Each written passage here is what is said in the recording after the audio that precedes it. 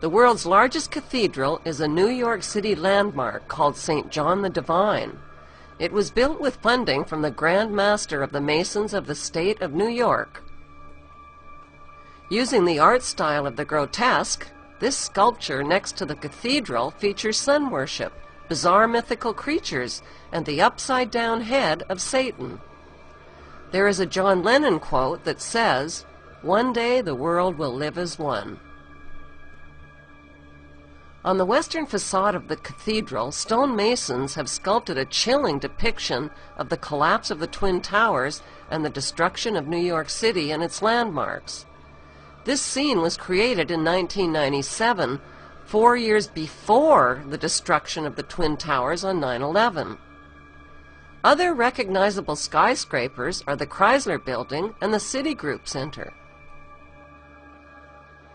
The cathedral's pillar on the left shows the Brooklyn Bridge crumbling, cars and buses falling into the churning waters, and the Statue of Liberty sinking. Beneath this horrifying prophecy is the New York Stock Exchange, with street people selling all around it. The pillar on the right depicts the 4 horsemen of the apocalypse, riding white, red, black, and pale horses that symbolize conquest, war, famine, and death. Another pillar depicts the birth of the Antichrist, who is surrounded by mummies. Below the birth is a lamb with its legs tied. The book of Revelation refers to the Antichrist as the beast, coming up out of the earth and having 2 horns like a lamb. Right below the tied lamb is a spiral vortex, symbolizing a change of consciousness. Below it are people worshiping the energy vortex of the Antichrist figure. The cathedral pillar on the left is the Jewish Kabbalah's Tree of Life. The Kabbalah is linked to the occult practices and symbolism of Freemasonry. Standing above the Kabbalistic Tree of Life is a robed man, pictured on the right. Only one eye is exposed, which symbolizes the satanic all-seeing eye.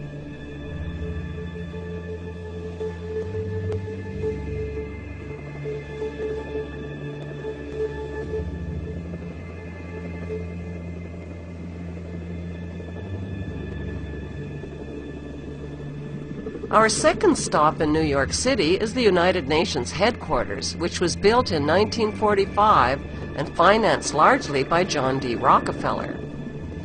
Inside UN headquarters is an ominous meditation room.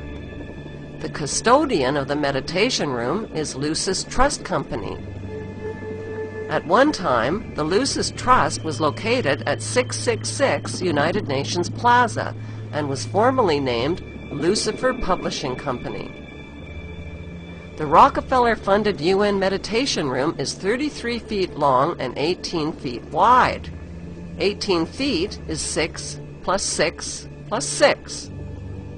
The small, dimly lit, windowless room was built in the shape of a pyramid that is laying on its side.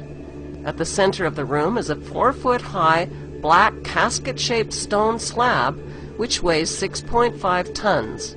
And is extremely magnetic and rests on a concrete pillar.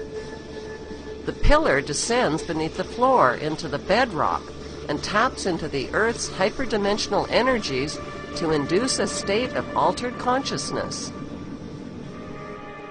Not far from the meditation room is the United Nations Security Council chamber. This is the emergency room of the UN, where the world leaders meet when there is a threat to peace. They decide the fate of nations. Even though Israel has over 200 uninspected nuclear weapons and has violated dozens of resolutions, no sanctions are ever imposed because of the United States' veto powers. Notice the giant mural that towers over the Security Council room. The central focus of the UN mural is the phoenix bird that has risen. The phoenix bird is a symbol of Lucifer. Egyptians believed that the phoenix symbolized a god who rose to heaven in the form of a morning star like Lucifer after his fire immolation of death and rebirth. Notice that the phoenix bird is not standing above his own ashes. He is standing above his old skin. Like a snake, he has shed his old skin and is revealing himself as God at the center of the mural. At the top left, there is a church steeple without a cross. The missing cross symbolizes the death of Christianity. Below, a woman receives the rays of the sun god, while the man in front of her plays Pan's flute. To their right are two pyramid symbols and people joined together by a long blue serpent-like cloth. Below the risen phoenix, a sword is driven through a dragon beast. This represents the killing of old beliefs and religions that depicted Lucifer as a beast. The New World religion worships him as beautiful. Behind the phoenix, the ghostly figures of the walking dead are stepping into a void. They symbolize depopulation.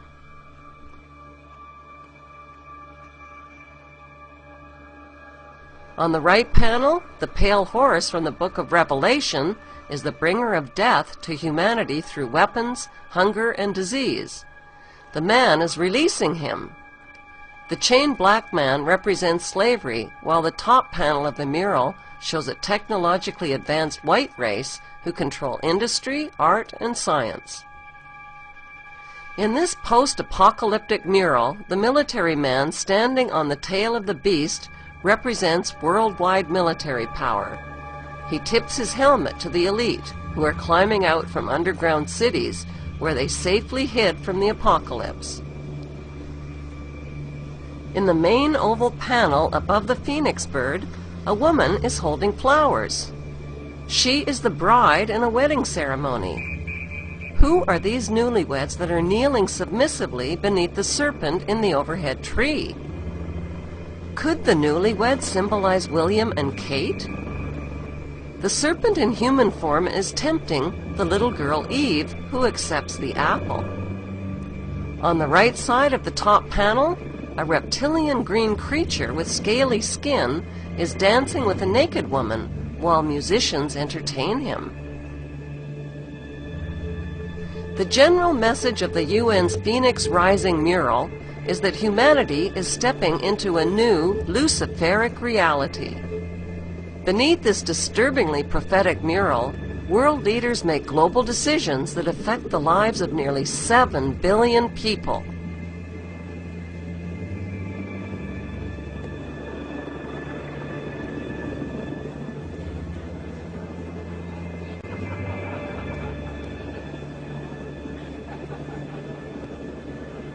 What's hard for most people to grasp is that our elected government leaders are involved in an apocalyptic scheme to enslave the masses under a world government dictatorship. How do these leaders sleep at night? How do they live with themselves?